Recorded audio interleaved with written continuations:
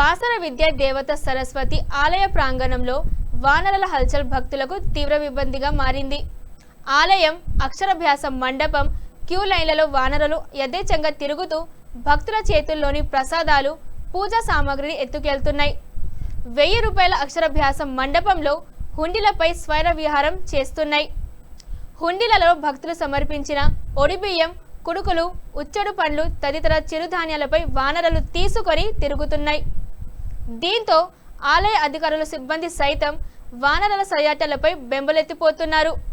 వానరలను బోన్లలో బంధించి అటవీ ప్రాంతానికి తరలించాలని భక్తులు ఆలయ అధికారులను కోరుతున్నారు.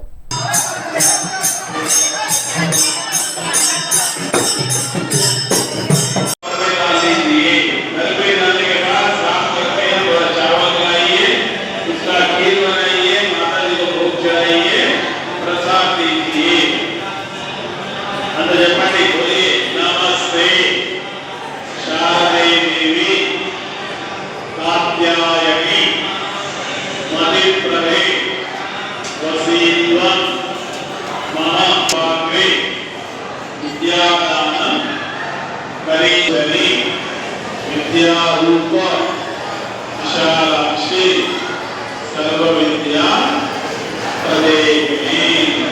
నమస్కారం చేసుకోండి. పిల్లలు బాగా చదవాలి, చదవాలి. మంచి ఆరోగ్యాన్ని, ఆయుష్ని, బుద్ధిని, జ్ఞానాన్ని ప్రసాదించాలి చేసుకోవాలి.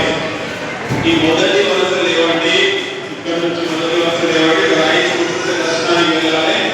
పైన ఎవరు రావద్దు, సైడ్ నుంచి ఇద్దరు నుంచి రావాలి. ఫస్ట్ భాగ్య